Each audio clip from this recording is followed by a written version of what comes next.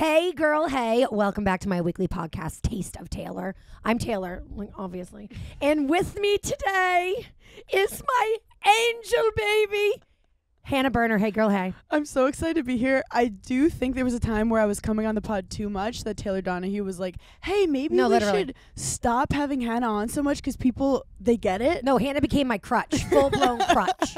What's crazy is this weekend, yes, you'll get into it, but we are in the Hamptons, yes, and we have like the best 4th of July weekend I've had in a long time in the Hamptons. No, like oh yeah, especially. And Jared Freed ends up coming. Yeah. And Jared Freed and I have this weird history, and I look at him at dinner, I go, you know when you just remember things from your past? Yes. And I was like, Jared, the reason I met Taylor Strecker is because you canceled on her radio show. No. And Michelle Cheech. Wait. I don't remember this. Jared, we wouldn't have met without Jared Freed being hungover. I don't even have any recollection of that. I don't know if you even know. I remember she said she works at Betches. She does horoscopes. And I was like, I don't want her on the show. Like, that's not my vibe. Like, astrology girlies are not my girlies. And the funniest thing is I know nothing about astrology. I would be like, the moon is in Uranus. Don't do anal this week. And I'm surprised the horoscope community didn't cancel me. They were like, this girl is ruining everything. So she sent me your videos and I was like, yeah, no, she doesn't need to come on. No, and I remember Cheech gave me this whole speech about like, if she likes you, this could be a really long-term good opportunity for you. LOL. I walked in being so scared. I remember being like, I hope she likes me. And you know when you want someone to like you yes, too much, you start acting weird. You act like a freak, yes. Yeah, you don't know how words work. You act the opposite of what people would like. Yeah. Like, desperation is the worst thing in the world. Like, when you want something so bad, you have to convince yourself. You have to say, I actually don't want it. Because if people can smell that you want it, isn't that so fucked up? And you were with... like Emma Willman was on the show, Carly Aquilino was on the show, and I remember those were all girls that I put on such a pedestal, and I was like, if she even like thinks I'm possibly like a little bit funny, like that would be so freaking awesome. But that's how scone-gate happened. We don't have to, No, we do. Okay, we do. No, we have to publicly shame you every opportunity that I get. Yes. We have to keep you humble, Hannah. Honestly, I have a weird kink for it. I'm like, go off, girl. So Hannah comes in to do the show. She's like, show it to me, Rachel. Show it to me, please. Send it to me, Rachel. We say it wrong. Show it to me, please. Give it to me, Rachel. So it was a 2-hour live radio show, and Hannah proceeded to eat a scone the entire show. And I'm like, it's so pasty. It's like eating on air is like the #1 no rule. And you like, I couldn't believe how long this scone lasted you. You know, it was a massive scone. I also have a phobia of being hungry, and I saw 2 hours. I said, there's no way I'm not going to have low blood sugar for 2 hours. And Cheech calls me and goes, what the fuck did you do on that podcast? I go, what? And she goes, did you eat a scone the entire time? I go, I don't even remember the scone. I was fighting for my life. I don't even know what is happening. And she's like, that's like the #1 only rule of radio. #1. Don't eat a dry, crusted scone into the mic while you're speaking. And I remember being like, I'm never going to work in this town again. Fast forward from scones to thrones. Scone-gate. So how many years ago was that? Our first interaction? It has to be 2017. 2017, is that what you think? No, that you that were tracks. 22. I was 22 years old. Thank you. Absolutely. No, but no one talks about it, and I want to say it right now. You look incredible. Thank you. As in, like, not that no one talks about it, but like your skin, your glowing. For my age is what she's saying. She's age shaming me. Actually, I feel like I'm getting myself in trouble with this, and I shouldn't have started talking about a woman's body immediately. But no, your skin and your youth and your energy. Thank you. You're kind of ageless to me. I love you, and that's what I want. Like, you aspire to be me. Yeah, because I don't like when people are like, I'm hot because I'm young, or like, I'm brave because I'm old. Like, let's just be ourselves. I agree. Well, also, you love the elderly community. See, now that came out wrong. No, I know why you're laughing. I like surrounding myself with wise people. What I was gonna say is you have been obsessed with your Nana since I've met you. Oh, I thought you were talking about Des. I know you are. Because I was like, yeah, I go into old people's homes and I find zaddies and I flirt with them. I go into old people's homes and I have sex with them. I'm just a comic at old people's homes. I'm like, what's the deal with Advil? Advil's fucking awesome, right? No, I met with Nana. Nana still got it. You've been obsessed with your grandma since I've met you. Julia Marie Dreyfus, I think. Is that not her name? That's not her name. She has too many names. You guys know who I was talking about. Julia Maria Dreyfus. Jules Mariana Dreyfus. You've heard of her. It's also, the funniest thing is what I'm about to say, I don't even know if she's the one who said it. Like, I've come here with no actual legitimate quotes, but I'm going to confidently lean into it. And Please. You guys can message Taylor after and tell her if I was wrong. She basically did a speech that was like, let's start listening to older women. Yes. Because no one is more wise and, like, socially intelligent and, like, understands things like an older woman. Like, let's think about older women. They're running the family. Yep. They're running the finances. Yep. They're running, like, everything. And it's like, let's just start listening to them more. So that's why she's my baby. She's listening to me. And look at where I've gotten her. You're welcome. You could start a Netflix special, bitch. Wait, this is so fucked up, but you could be one of those crazy people online, like life coaches, and be like, I took Hannah Berner from a scone eating, hooker. She didn't listen to me. She went on reality TV. No. We turned her around. Let's be clear. I was so for the reality TV of it all. No, and honestly, we're very thankful. Reality TV was a positive overall. Well, let me ask you, is there anything, from Scone-gate until now, Netflix special, by the way, guys, it is out. It's out right now. So go watch it if you haven't. We write it done. Wait, where'd the name come from? Grab your scones. It's so fucking good. Oh my God. Okay, I love talking about this. I haven't talked about this, actually. Yeah. So when you basically are working on your hour. Yeah. And when you work on your hour, it's not like writing a book. The hour is just like, how do we get as many funny jokes in an hour as possible? Right. And then you start thinking, like, what's the cohesion here? Like, what's the storyline? What's the story I'm telling? But it's like, I had jokes from pre-COVID when I was single. Yeah. I have married jokes. I have just thoughts about, like, guns. Like, it's a lot of stuff, but it is me. Yes. So they're like, what do you want to name it? And I was like, whoa, I've never thought of that. And I feel How dare you ask me such a personal question? Literally insane. No one told, like, it's like in college when you're graduating, they're like, pick whatever major. And then they're like, what do you want for a job? And I was like, I thought we were having fun. But the title is super important. So important. And as a creative, I feel like the title either comes to you immediately. Yes. It's like a podcast episode. Yes. You either know immediately what the title is, or Yes. you're like, I'll never figure out this title. So they asked it to me, and immediately I was like, oh no, this is going to be the next 10 months, me trying to figure out this title. And I do have to say, shout out to my husband. I actually got a call from Netflix like a pretty long bit ago. I don't know dates, but like a while ago. And they were like, we want you to shoot a special. And I run up to Des and I was like, Des, you're not going to fucking believe it. Because some of the Netflix people were watching my stuff. After Variety's top 10 comics to watch, I guess they were watching. Okay. They saw me in... And when you say watching your stuff, like your social media clips. But they physically sent a Netflix exec to a show in Irvine I did. No way. And I remember looking in the mirror beforehand being like, okay, I'm nervous. Yeah.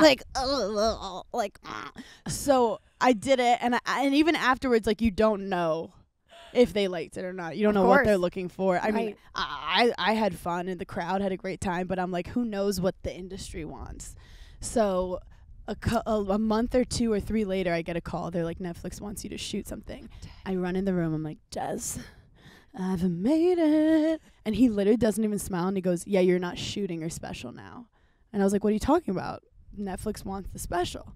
And he goes, you have 8 more months of touring. Okay. You need to calm the fuck down. Okay. And realize 8 more months of you on the road, your bits are going to be so much better in 8 months. He goes, there's no fucking rush. Right. To put out it. Sorry, I'm dropping the F-bomb, but I'm very passionate about this. Well, you better get it all out now before Fallon. Oh no, I'm so nervous. Like, You honestly. can't, but inside tidbit, you can't say fuck on Fallon. And Jared Freed just told me a story about someone who did, and it got bleeped, and we've never heard from him again. They like tossed him in the ocean or something. The Illuminati doesn't like when you say fuck on Fallon. So anyway, this could be my last podcast. Are you a devil podcast. worshiper yet, by the way? You know, I'm honestly I'm like, who do I have to talk to? Yeah. Like, But wait, so you haven't had to meet with the devil people yet? not yet, but I'm like, But you've signed away your firstborn? No, not yet. 'Cause Okay. no one's asking me if I'm having a baby. That's like a whole other thing that I'm annoyed about. So anyway, he's like, this is your first special. This is how everyone's going to judge you. Like, the mass media. Like, why would you rush into putting your first special out there? And I think I go, okay. And it was kind of disappointing. I was like, but I did it. Like, I got it. And he's like, no, art is never like done. Right. Like, you decide when you want to put it into the world. So I basically told Netflix, like, we want to wait as long as possible. And they You know were what? like, okay. That's Dick Daddy energy. And that's Des. Was zaddy shit that if he wasn't in my life, I would have had my ego be like, yes, put me on. I'm so happy. In those 8 more months, the jokes have gotten like, you know when you see a joke and you're like, how'd they come up with that? It's because I didn't. Right. I came up with it a year ago, and then I kept coming up with new things. There is an evolution. Not that I know, because I am certainly not a stand-up, but like opening for Stassi, even like night after night, I have like a 10-minute set. It's called Tight 10. I deliver a loose 15. When you're feeling good. Yeah. Sometimes a short 8 if it's a rough night, you know? Yeah, I have to say, Charleston, South Carolina, it was a little bit of a 7. She's over it, though. She's not thinking about it anymore. No, never. I'll like, it doesn't haunt me every single night at 3 a.m. But I will say, like, it evolves, and there's things that you're like, this is gonna kill, and it doesn't. And then there's like, you say like one thing off the cuff that wasn't even written down, and then people fucking die for it. And it's funny because with creativity, it's people be like, oh, you have to work hard. Sometimes hard work isn't the answer. Like, I could sit down and be like, I'm gonna work on this joke all day and nothing will come to me. Right. But then I'll just be like shooting the shit late night, like FaceTiming Paige, and be like, oh my god, that's it. Yes. That's it. You can't force it. So, like, for example, my gun bit, which is my favorite bit, which is basically about... Sounds very scary in this economy. It sounds so scary. And I think I did it because everyone's like, girls just talk about sex. So I'm like, I need to do a war bit. So it was a TikTok thought, which is basically like, for gun safety, I think legally the only people that should have guns are the girls. I agree. Because statistically, mass shootings are for men. Yeah, girls. So that's girls just for girl guns. math. Yeah. Yeah. So then I had all these reasons why, like, you know, we're busy. We're doing a 10-step nighttime skincare routine. You know, we're talking to our therapist. We're telling our moms what our therapist said. We're telling our therapist what our mom said. So I go into that. None of those jokes are in the special because that joke evolved because I was doing it. And I think I made one joke like, we'd lose it in our rooms. And people like lost it. And then I was like, we're leaving it in the Uber. And people lost it. So then I literally shoved one of my favorite jokes and replaced it with these better jokes. Yep. And so anyway, long story short, I was able to kind of wait and be really proud of what I finally put out. Were you scared, though, to say no to Netflix? That's like taking the sexiest date ever and then being like, actually, I'm like really busy right now washing my hair. So like, could we maybe go on a date in like, I don't know, 6 months? You are so right. I was scared. And I think there is a beautifulness of having a partner that like, sorry, am I allowed to call him a partner? Is that annoying when straight people do that? Honestly, that's completely homophobic. But stop appropriating my culture. It's Pride Month, so no, it's not Pride Month anymore. Yeah, by the way, I don't give a fuck. It's not Pride Month. I don't give a fuck. So, but like Des, he literally is like my partner in crime. Yes. And you want someone who like elevates you and is honest with you and is not just like a yes person. Yep. And one thing about Des, he's not a yes person. He is not a yes person at all, which I love. Which I need in my life. No, like when he's like sweet to Hannah, she's like, that's so disgusting. Like, what a boner killer. Like, be mean to me again. Well, it's because he cares. He's very protective. And the second he starts being just like sweet for no reason, I'm like, either you're cheating. Yeah. Or stop like kissing up to me. You don't care anymore. Oh. Like, you stop caring, stop being so nice. When he starts being like, yeah, whatever you want, babe, I'm like, you don't really care anymore. This is deep. I need to go back to therapy. No, I'm actually in therapy, but... Wait, what did Des say to you? You asked him something about, are you proud of me? And what was his reaction? Oh my, I swear to God. At one point I just go, are you proud of me? And he goes, what do you say? He goes, talk to your therapist about why you had to ask me that. And then he just went to bed, and I was like, okay, mic drop. Okay, iconic. That was so cunty. That was so like, he wasn't even mean. I was like, valid point. A valid point. Touche. But it's like, yeah, but he's such a classical dude where you're like, do you like me? And he's like, why would I marry you if I didn't like you? And I'm like, are you happy with me? And he's like, shut up. Like, please. But it's the classic meme. Like, oh, have sex with me. It's the classic meme of like, you're getting married and you're like, do you still like me? Like, that's literally me. I asked her if she likes me every single day. And does she tell you? Yes, she does. That's nice. But we're girls. We're girls. Yeah. It's different. So finish. How did you get that name? We write it down. Oh my God. 25 minutes later. Classic us. I love if we just don't answer ever. We make everyone wait till the end. You're and like, be oh my God, no one's two. even asked me this. You're getting an exclusive. I'm so excited. Okay, so Yes. do I have my phone? Okay, I come up with a whole long list. I start keeping a notes app. Okay. Notes is very important to me, my notes app. It's where I keep my jokes. It's where I keep my pros and cons list. It's where I keep if you could break into Hannah's notes oh app. my God, it's fucking crazy. gold. I literally have special titles, and this is how long it is. As in, I've been Oh my God, it looks like DMs that people send me. It's the It's that long. You know when you see a long DM, you're like, nope.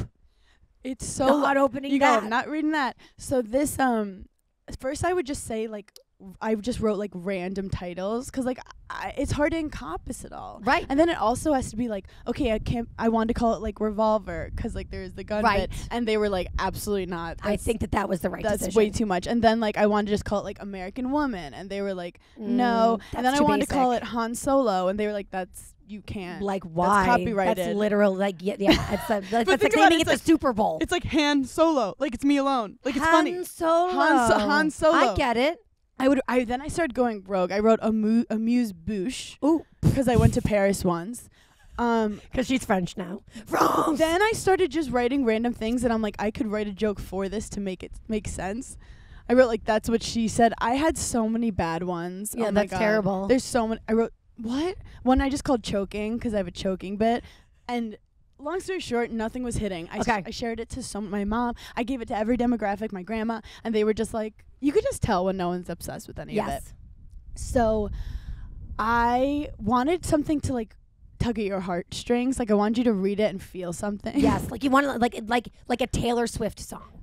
100%. Cruel Summer. It's like everybody everywhere when they hear that song. I mean, the bridge. You've brought up Cruel Summer 20 Shut times. up, it's my favorite. I love Taylor Swift. She's a witch and she has put a spell on me. Yeah. I'm obsessed with her. I know. Last night, real quick, last night. Yeah. So we've been here for the 4th of July, and actually you and Des missed out on this night. And listen, we've had so many epic nights. I do this whole weekend. Des doesn't drink. I literally haven't drank. You're not like that into drinking. I'm not that into it's drinking. not really your thing. And we had a crazy first night, and I remember being like, let's let them go off and not hold them back. I mean, Hannah, you're literally like fucking famous now. Like you're really, really a famous person. But this is the thing. Like we grew up with like Hollywood fame. Okay. So like in your mind, when you think famous, you think like Angelina Jolie. Yeah, Jessica Chastain. Right. Yeah, that's fame. Okay. So like for me, I'm just like I'm being myself, and in this weird day and age, I've been able to connect with a lot of like really cool people. Yes. Who are girls who get me. Yes. And their boyfriends. Yes. And the couple's addies. But do you feel famous? No. Do you feel different from the girl that ate a scone on my radio show? No. At And all. it is something weird about like things will be blowing up. I'm literally just sitting on my phone. So like I see numbers.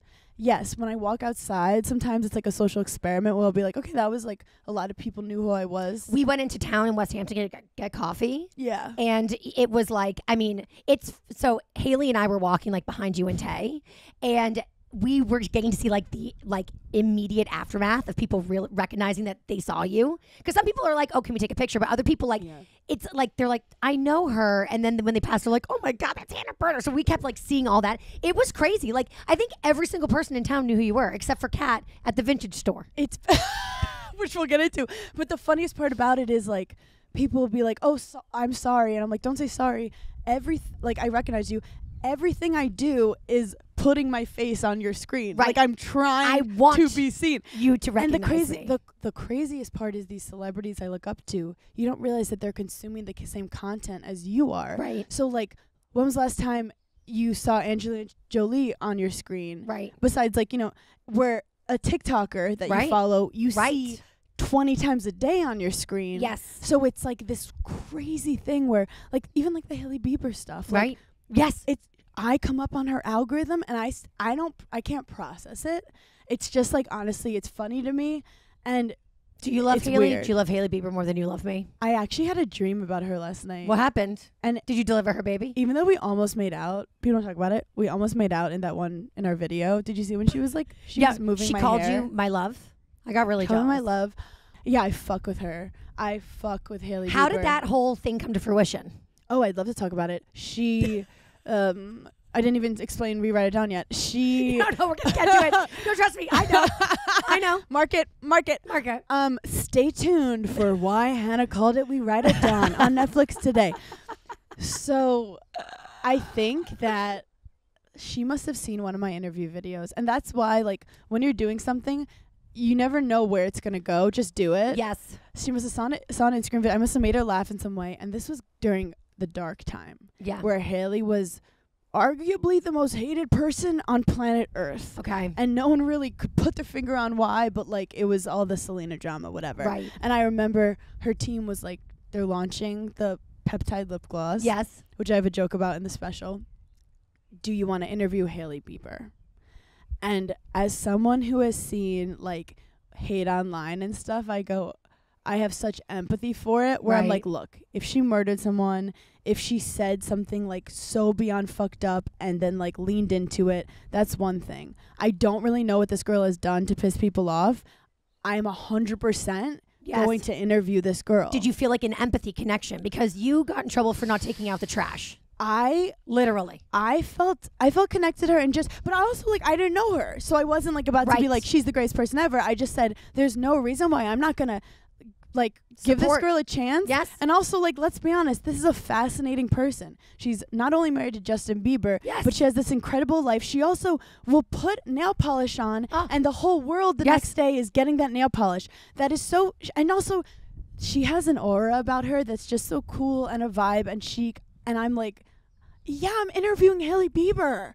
So I go, and it turns out to be the craziest day ever, because it was when she was wearing that red dress and he comes in with the sweatpants behind her and the yellow Crocs. But the funniest part is, like, it really was her event. Yeah. No one knew he was coming. So in our heads, we were all just freaking out he was there. He let her have the whole spotlight. It was her day. He was literally in the corner with a bunch of his friends, like, joking.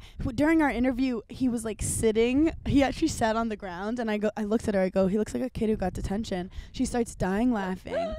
But I remember there was a moment where I looked at her and I saw this, like, human, and I was like, can you, like, I said something about, like, did you see this trend on TikTok? And she's like, I can't really go on my phone right now. Oh. And I remember being like, Des would tell me, like, you can't look at the comments because then it affects your creativity. Okay. And when he put it like that, I realized, like, oh, I get it. It's not like you trying to not see a car, like, crash. Right. It's the fact that you're losing yourself. Right. You're so diluted by other people's opinions, you've lost your voice. So I said to her, I start literally, like, did you, like, Deepak Chopra her? I was, like, yelling at her. I said, you cannot look at the comments. You cannot see this stuff. You keep doing you. Stay the fuck out of the comments, and, like, you will be okay. Like, I started preaching to her. Now, but I felt the moment of, like, she was open with me about it. Right. And we do the interview, and she was just so normal. Yeah. Like, because also, she's a girl, like, her family's from Long Island. I have family from Long Island. Yeah. I felt very, like, and we started joking. I was like, these creative men, I'm with a creative guy, too. It's wild. And then it was during, like, the SZA video where there was drama. Yes. Because everyone was, like, trying to insinuate that Justin was, like, liking SZA or something. And she looked at me, and I probably shouldn't say this, but I'm going to say it. She looked at me and she goes, I'm the one that told him to collaborate with SZA. Exactly. Like, it's the narrative, and seeing just someone so misunderstood, I feel like I just wanted to hold her. But also, like, let's be honest, she's helping me right now because I'm interviewing an A-list person. Yes. I'm not Mrs., like, doing a favor. Like, this was huge for my career. So I post the video, and it's basically me being myself trying to make Hailey Bieber laugh. Right. And Hailey Bieber was laughing and making me laugh. The comments are just like, wait, Hailey Bieber's a girl. She's just a girl. Yeah.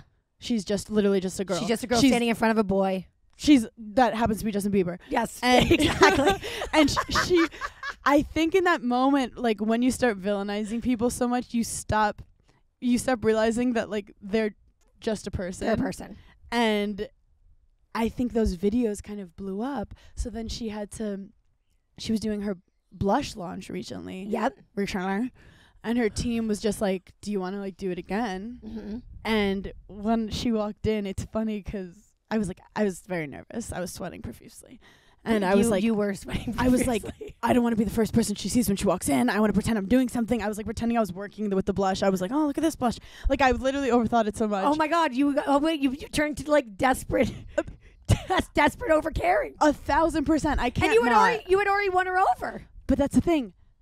It's the first time we did it. Number 2 is when you solidify it. I know what you're saying. Like number 2, you could fuck it up. Yeah, first time it could have just been like a freak accident. A fluke. Yes, exactly. Like she made up that I was funny. You know? Right. So she walks in and everyone's very chill with her walking in, I guess because they like work with her. Well, and also she seems super chill. She walks in and she just has an aura about her. I love an aura. And she looks at me and I awkwardly give her a hug. And she looks at me, she goes, I'm so fucking pregnant right now. And she was just so, and I was like, she was so normal. But like, this is the thing. I've met way less famous people. Yes. Who make you feel invisible. Yes. So, and you. Yeah. Famous people energy can be so weird. It's really turned. Like that's the thing is in this industry, when you meet somebody who's humble, down to earth, it's kind of special and unique. Because people like, I don't. Like she could have punched me in the face and I would have been like, I like Hailey Bieber.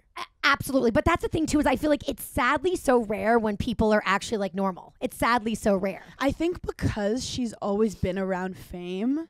Good point. It didn't change her. Good point. And it's just been a constant. It's normal to her. And that's why I think her and Justin work out, because nothing phases her. Right. Her whole family's been like that. You even see the videos of her meeting him when they're little, and she literally looks like her dad forced her to be here. Exactly. She's like, Dad, I just want to watch cartoons. Like, I don't want to be meeting these like famous people that you want to get photos with. And like, yeah, I'll get a photo with him, whatever. And I think that's the energy that he was like, oh, that's what I want in my life. I don't want a fame-hungry, like attention-seeking person that's using me. He wants someone chill that can like you have to like be cool with the fame. Yes. That's like kind of the role. And I do think the funniest part was after our first interview, she was like, and no one was bothering Justin. Like everyone was very polite to be like, even though he seemed like you could have walked up to him, no one was going to bother him. Right. Because we wanted to be respectful of Hailey. Of course. And also give Hailey the attention she deserved. Of course. It's her event. And at the very end, she was like, do you want to meet my husband? And I was like, that's right. And I was like, sure. And me and him like had a funny back and forth. I was laughing. Oh, that's so nice for you that you had a good interaction with Justin Bieber. Can I say, oh, did you have a bad one? I interviewed him at Sirius. It was not his fault. It was my fault. It was my fault. Did you say his name wrong? No, that's something I would do. No. That's something I would do. I was like, I'm not going to flirt with this kid because he's a kid. Yeah. You know what I mean? Well, yeah, and like, everyone was flirting with him. Everybody would like, he would like go do like morning shows, and I was like, Hoda, stop flirting with a child. You know what I mean? You would be in one of those documentaries of like, totally, yeah, totally, one of the like creepy women, totally, like yeah. So I was like, what can I do with him? And I was like, I could tease him. And so my whole thing was that like at the time he was dating Selena. Okay, yes. And so I was like, you stole my best friend, and he's all, who's your best friend? And I'm all Selena Gomez. Yeah. And he's all, Taylor. She never talks about you. Wait, so he came back at you? Oh, totally. See, that's why I'm obsessed with him. I know. And I like that laugh. I was like short circuiting, and then he like came over because I was standing behind the console at Sirius, and he came over. He like gave me a hug to calm me down. It was like very embarrassing. No, because this is the I thing with embarrassed Justin. myself. So you actually had a great time with Justin. Oh did I just misinterpret the whole thing? You misinterpreted the whole thing. Oh my God, I was just being desperate. No, you misinterpreted it because Justin is playful. So like I walk up to him. And he kept going, and he Taylor, goes, she never talks about you. That is the funniest thing. He's fucking with you. Like, he's having fun with you. Because you poked him, and he's poking you back. All this time. He was being playful. He loves me. And then he walked around to hug you. He loves you. Justin Bieber loves me. Wait, I go up to him, and I see him, and he goes, did you guys plan this? Because we both were wearing red. Yes. So he's clearly trying to poke fun a little. And I go, yeah, she texted me, told me what to wear. LOL. I don't know why I said that. He starts laughing. And there's a photo of him looking at me laughing that we're like, I want someone to look at me the way Justin laughed at Hannah's joke. And then something happened else that I made him laugh about something. And then I was on cloud 9 beyond. Like I was like murdering. Hailey's obsessed with me. Justin's obsessed with me. I'm like, we're gonna, like, I guess we're vacationing together now. Of course, totally. And then we had to leave. And we all are going to this elevator. And I remember thinking, it can only go downhill from here. Yes. I'm not getting in the elevator with them. You're so smart. I literally, you gotta leave on a high. Going in the elevator with them. And everyone's like, it's a huge, it's the biggest elevator and I've you're ever like, seen. I have to poop. I have to tie my shoe. That's a heel strap. I have to do my heel strap. So I let them, which is why I think I didn't leave it overly confident, because I was like, I didn't have the balls to be like, this is us. Right. I was like, I've made my impression, and I like to be short and sweet with stuff. No, I think it's smart. You would have died. Let's like go full name dropping. Do it. I did the Netflix as a Joke festival. Okay, yes. And I get invited to go to this brunch at Ted Sarando's. I just said his name wrong. He's the CEO of Netflix. Well, Julia Sarandon. Louis-Dreyfus No, is that's never going to Susan forgive Sarandon. you. Yeah, Julia Maria Dreyfus. So the Ted Sarandis. Can you Google that? So he's throwing a little brunch party at his mansion. Okay. So I'm assuming like it's an industry thing. He'll talk to some agents, whatever. Right. I show up. It's just all the comedians who have ever been on Netflix. And because I have a Netflix... Sarandos. Okay, I was close. Okay. So you walk in. Congratulations. You for walk in closeness. the first time. You walk in. When I tell you every person at the party you make eye contact with is the most famous comedian you've ever seen. Stop. At one point I turned. I can't come up with one. Kevin Hart? No, Kevin Hart is right there. Shut the fuck up. And then he's talking to Cat Williams, Okay. who is then talking to Dave Chappelle. Stop it. Who then Chelsea Handler's there talking to Eliza Schlesinger, Whitney Cummings, and Sarah Silverman. Oh, shut up. And then you see from the Daily Show, Jon Stewart talking to Hassan Minaj. I'm like, what are they talking about? Jim Gaffigan standing there. So, like, I could just keep John Mulaney, Bo Burnham. No. And the craziest thing about it is it wasn't like we're at work. It seemed like it was a high school reunion. I was a 7th grader. LOL. And all of the, like, Ted Sarandos started to make a speech, and you know, Kevin Hart yelled something. You got Bert Kreischer, it was just everyone and me. And Heather McMahon. Shut up. So we're shaking. Holding hands. We're holding hands. We're so scared. And this was on, so my agent comes up to me because, you know, they love being like, yeah, I know this guy.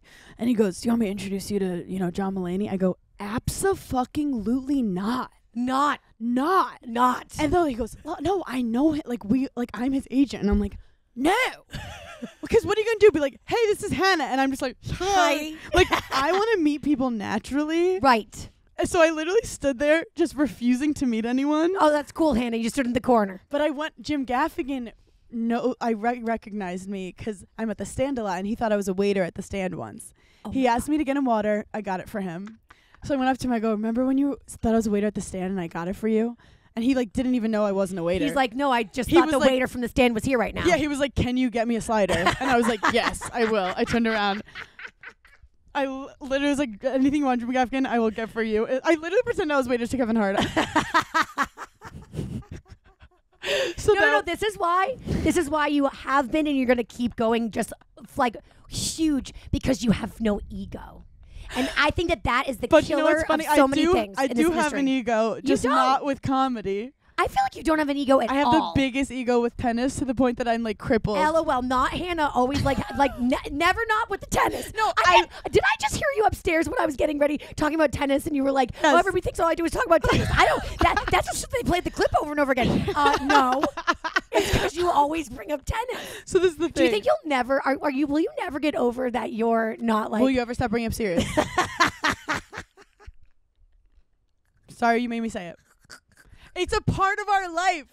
It's part of what made us. Trauma. No, but when I say ego, tennis to me was ego related because that was my identity as a kid. It wasn't like Hannah's great because she's pretty. Hannah's great because she's funny. Hannah's great because she's the tennis player. Right. And that was cemented into my brain. Right. So when I'd lose on the court, I would have full mental breakdowns. Like, because my ego was so associated with it, I couldn't enjoy it. Right. So I think I've retrained myself to be like, if you're going to be a comedian, when you get off stage, it can't be life or death every time you perform. Right. You won't make it. What do you do when you have a bad set? Because I mean, like, you're a star, but like everybody has a bad set. You know, it's so everybody funny. Bombs. That's just how it goes. Bad set, again, it's art. It's after a conversation. It's your perspective. Okay. I go on stage and I try to be very focused. I'm not just going on stage for attention. I'm going on stage to work on a particular bit. Okay.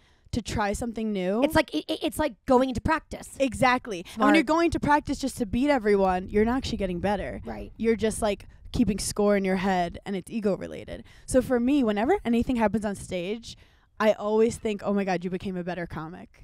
Okay. And that's... So have you ever like walked off stage and cried? No. I've definitely gone on stage and like had a comedian watch me and not do as well as I wanted, and then I obsess over like spiral. Like, oh my god, that comic thinks I suck, and like I need to perform in front of that comic again, so they think I'm a good comedian. Meanwhile, that comic was obsessing over another comic, thinking they're not a good comic. Exactly. It's more, but again, that's ego. Right. That's when you let ego in. Yes. So with comedy, because it's art, it's much easier. Like when you lose in tennis, you can't be like, no, like you did great. You fucking lost. They didn't understand. You they took it out of context. Yeah, you fucking lost, and you could say I got better, but like you lost, you're a loser. Where comedy, like I will literally go on stage at the stand and I'm like, I'm so proud of you for having the balls to go do this thing that is very difficult. And I've stayed in that. I also think at the end of the day, I also never wanted to be a stand-up comedian. Right. So that was really fucking helpful, like the blind Hannah's ignorance. going to be the most famous comedian on the face of the planet, and she'll still be like, but tennis. No, I literally cried. Oh my God, Taylor, you would have been so embarrassed for me. Oh, no. When I got Tell me. Variety's top 10. Yes. They do this panel. So it's like top 10 comics to watch. And it's all these comedians. They're at this panel at Just for Laughs, which is like where everyone's comedy career starts. So I'm basically starting for the first time to get like a little industry recognition, which I was not anticipated and never thought I deserved. So I'm sitting at this panel with like Rosebud Baker, who is an incredible SNL writer and comedian, and Nimesh Patel and Brian Simpson and Sabrina Wu, who's starring in movies. Anyway, everyone is taking nothing seriously. Like they're like, so how did you decide to be a comedian? And everyone's saying the funniest shit. Everyone's just trying to out funny each other, but like in the best way. So unserious. Finally, like it gets to a part in the panel where they're like, Hannah, when did you like believe that you were successful? I swear to God. You know how I never cry? Yes. Except on reality TV. And yes.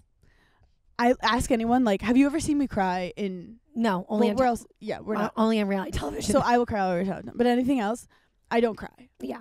Something about when, like, a camera's on you and they ask you something deep, you start having those, like, montages in your head of your whole life flashing before your eyes. Yes. I swear to God, this panel that was not a serious panel, I start crying. And not like a, like, little cute. Like, it was like, I thought that I had failed.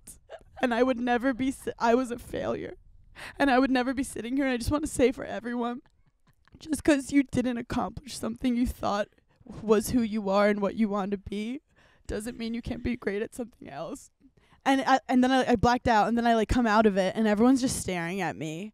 And I look over at my agent in the crowd, and he's looking at me like kind of freaked out. Why'd you make it so weird? And then he literally takes his thumb and does a thumb up. No. And everyone starts clapping. No.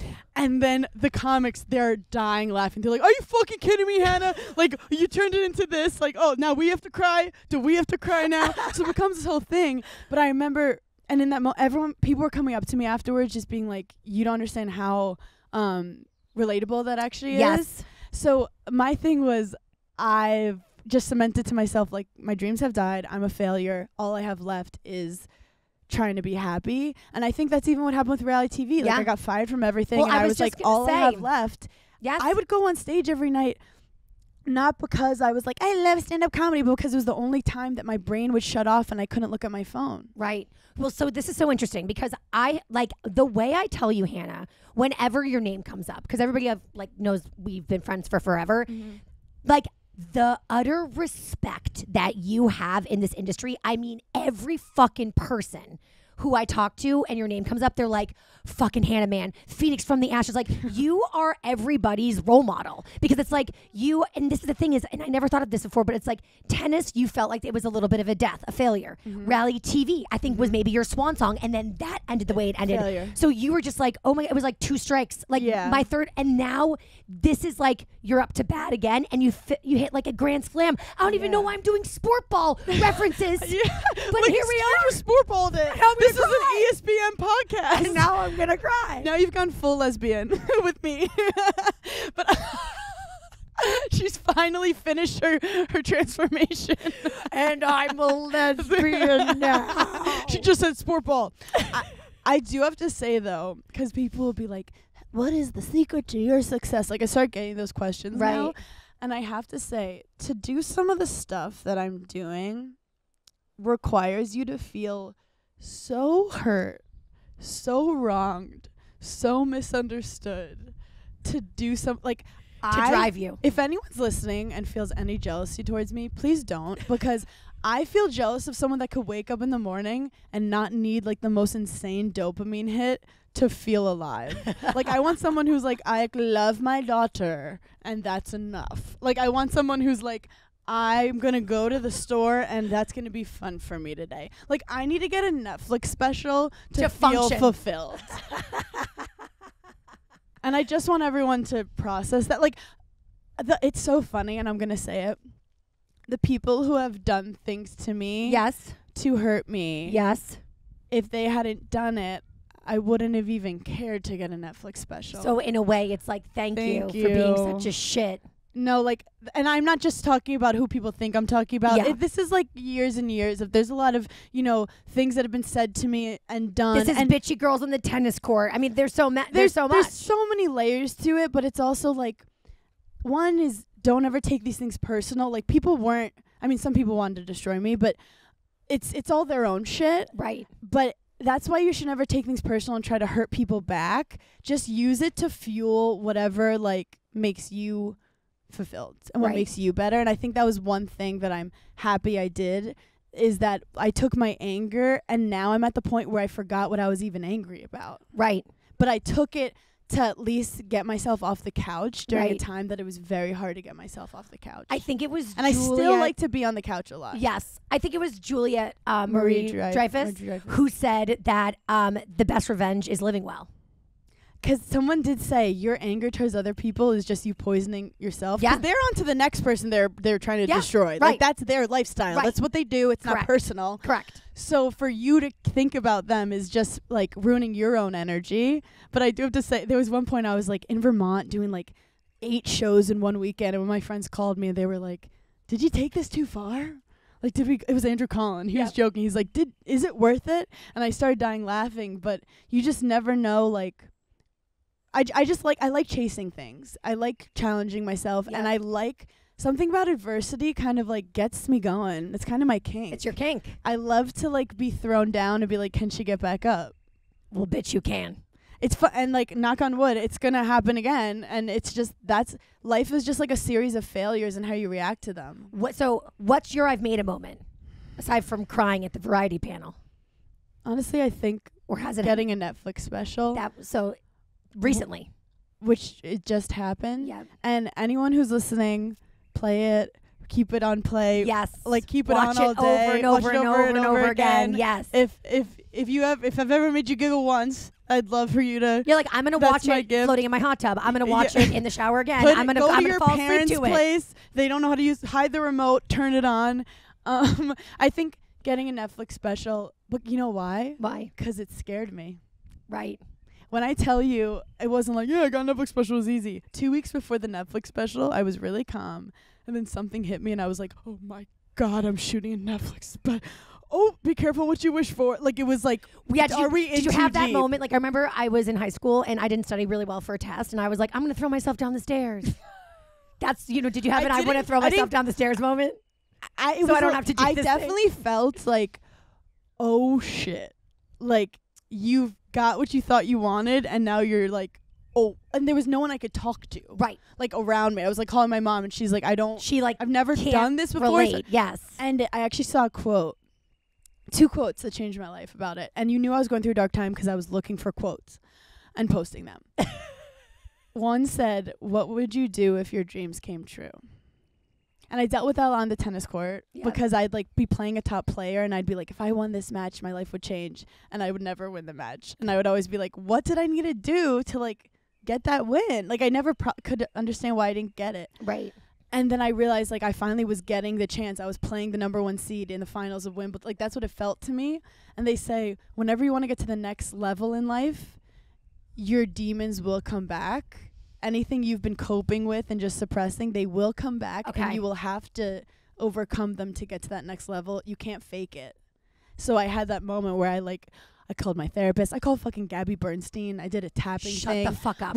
I was like you having did a tapping. You did EMDR. I tapped with Gabby Bernstein. I'm dead. Before my Netflix special because I was like, I just felt like my demons came back. My self-sabotaging thoughts, everything that it all came back. And it almost was nice to be like, I'm just me. Right. I'm just that scared little girl. And I do think, like, you could do as much therapy as you want, but it's like, you can avoid those pressure situations. Your demons are going to come back to you, and you have to work through them to get to the next level in life. Right. And I think that I did, but I have to tell you, it was fucking scary. I was a scared little girl. But right before I went on stage, a weird calmness came over me, and I was like, bitch, you know what to do. And I listened to Meg Thee Stallion Hiss and Cardi B Princess Diana on repeat for 2 weeks, and that really helped me get through it. That's crazy. Yeah. If we're being so honest.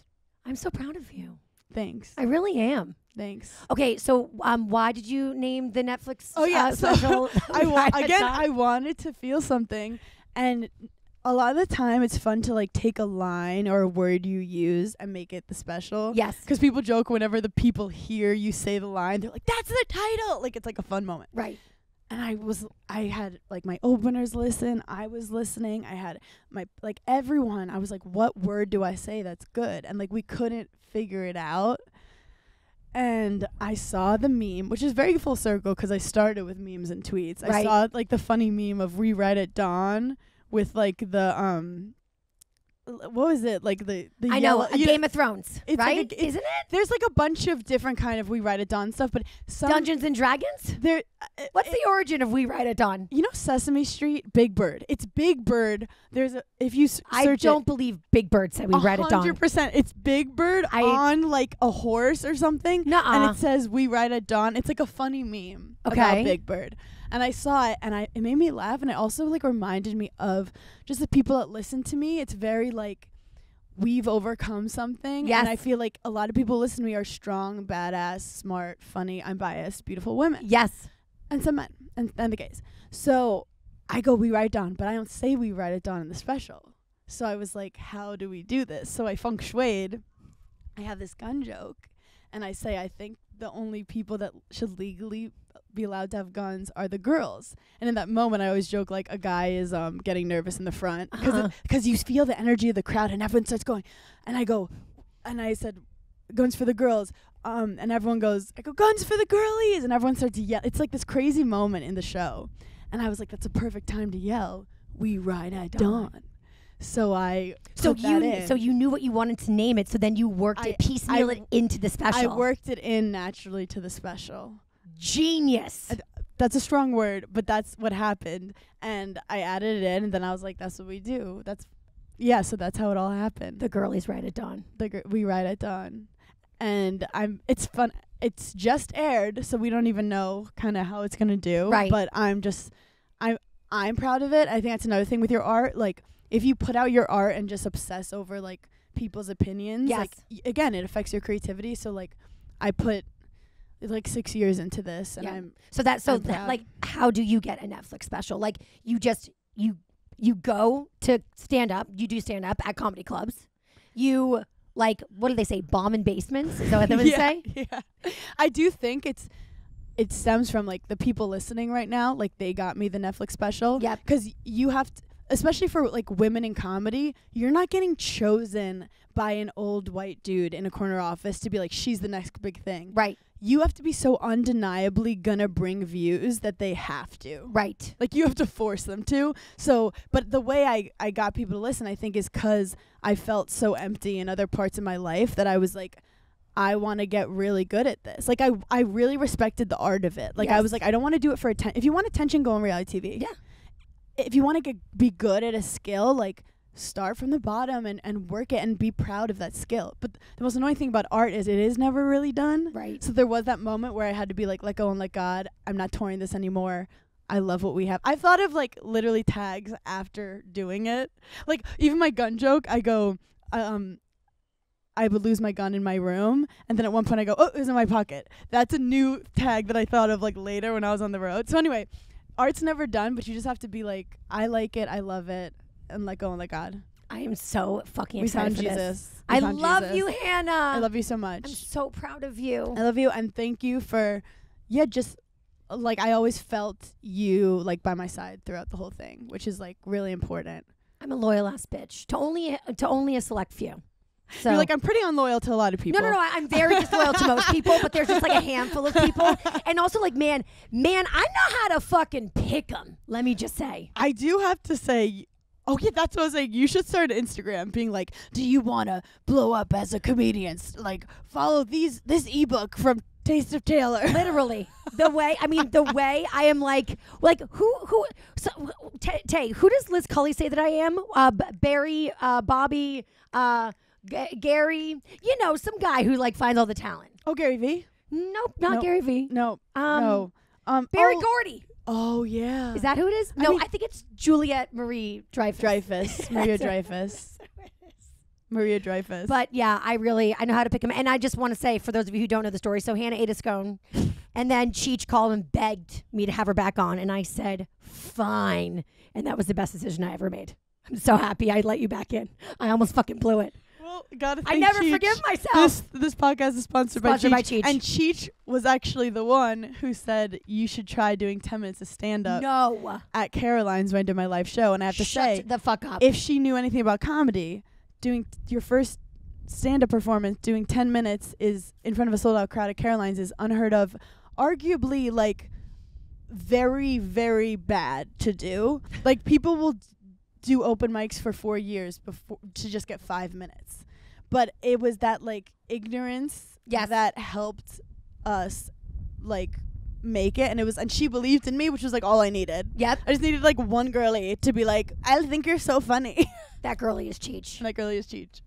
Cheech rides at dawn. Cheech rides at dawn. And to anyone listening, you ride at dawn today. I know, guys, go check it out. It's on Netflix. I mean, literally, just go to your Netflix. I'm sure it's going to be the #1 front and center option. Also, Netflix is not recommending it to you. I'm be pissed. You know when they're like 87% match. That bitch better be 100 to the listeners, or I'm gonna get mad. They said 95% match to me on my own Netflix account. Oh, wait, what? My special came up and it was like 95% match. I go, who in the 5%? Well, it's true. I don't love myself all the time. So yeah, actually, the algorithm is perfect. The algorithm actually nailed it. Knows exactly what's 5% going on. of the time, I'm like, I don't want to be me. Hannah, I love you to bits and pieces. I love you. You guys, make sure to check out Hannah's Netflix special. It's called We Ride at Dawn. And like she said, just keep it on loop. Just watch it a million times. Like once is actually not enough. Yeah. Watch it over and over and over and over and over again. It helps with the algorithm. And follow Hannah if you don't already at Hannah Berner on Instagram. I love you guys so much and listen to Giggly Squad. Obviously. And since we last talked, I started Berner Phone with my husband. Yes. Who we got to bring him back on Taste of Taylor. Oh, he has to come back on. Berner Especially Phone after this weekend. People call in. Yes. And leave voicemails for us about different topics. So it's like old school radio. Yeah. So I love it. I think the listeners would love Berner Phone too. And then also don't forget that, your book is out with Paige. Oh my God. Yeah, there's just so much going on. No, I forgot about that because we can't read or write, which is crazy. So yeah, How to Giggle is the most out. Amazing cover I've ever seen of a book in my entire life. Wait, can we briefly talk about the cover? We have to talk about the cover. I wasn't sure if we were going to be able to. We have to talk about the cover drama. Well, basically, Paige and I had a vision. I'm going to be honest. It was my fault. I had like this crazy creative vision for it. I sent it to Paige. Yep. She was like, I'm obsessed. And what was the vision? The vision was like a collage type thing. Yes. Basically like having smiles over our eyes. And like we wanted a regular face with a smile on it. Yes.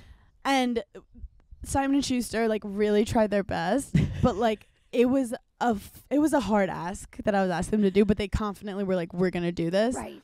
It came back. When I tell you if we put this cover out, I think you actually have to show the original cover because when you see the cover of the book, can people pre-order it, by the way? Yes. Okay. Right now, Amazon, Barnes & Noble, pre-order that shit. It is so beautiful. Like Tay showed it to me. I was like, this is so fucking awesome. And I said, like, this is going to be out on display like a coffee book. Well, they were like, do you want a coffee table book or a novel? And I was like, I don't want to have to choose because like I love writing. I actually do love writing. And Paige and I, like, I'm actually so proud of this book, but I also want to be like, can it look pretty though? Yeah.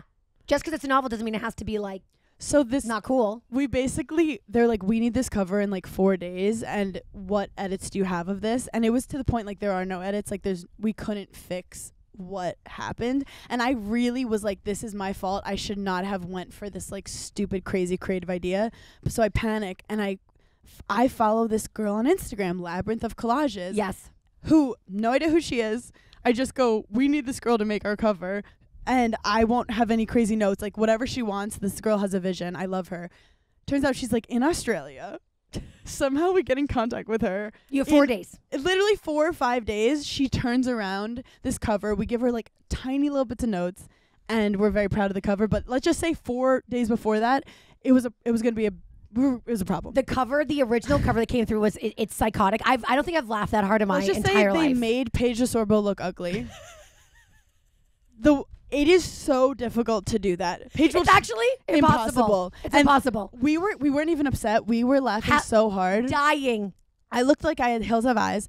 And whenever we're like bored, I'll just like text her the photo just to make her laugh. It's the fucking best thing in the entire world. So when you were like, your cover's amazing, I go, can I tell you a story? You're like, can I show you what we were originally going to go with? But you know what? Isn't that what this podcast is about? Yes. That at the end, when something looks really good, it took a lot of failures and fuck-ups. And I think that's also our friendship, that like we are two imperfect people, but like I know you at your core, and I forgive you for not coming to anything that was ever important in my life. For having to be in the Hamptons. For every single, or Italy. Hey, listen. First of all, the wedding was the wedding. It is what it is.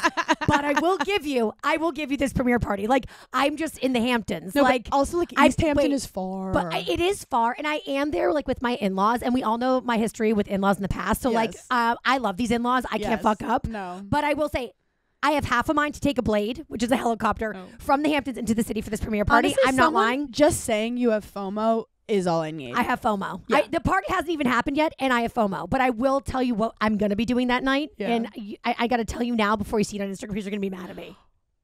I love that you're addressing us on air so I can to soften the blow. Continue. Okay. Just for the record, I'm not coming back for the premiere party because it is so far. I'm not missing it for this event. Yes. But it just happens to be that I'll be in the Hamptons, so we've already planned that I'm going to see a Dave Matthews cover band. And if people know me, they know I despise Dave Matthews. So okay, this is salt on the wound. The first time I got high was at a Dave Matthews concert. I thought that he was literally just like slamming drums into my eardrums.